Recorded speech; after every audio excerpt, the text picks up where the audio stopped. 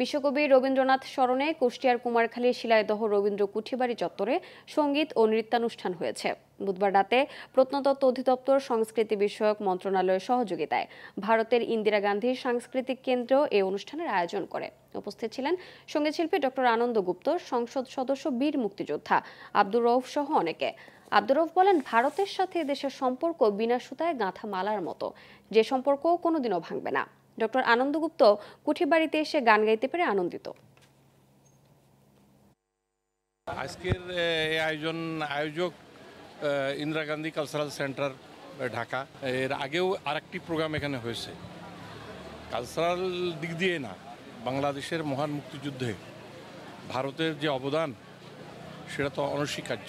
কিছু গান নিয়ে, যে গানই মাটির সাথে বিশেষভাবে জড়িত, এবং গীতাঞ্জলির কিছু কথা, যে যতক্ষণ এখানে না বসতেন আপনি বা পদ্মার বোটে বসতেন, সেই মনশ্চেতনাটা আসতো না।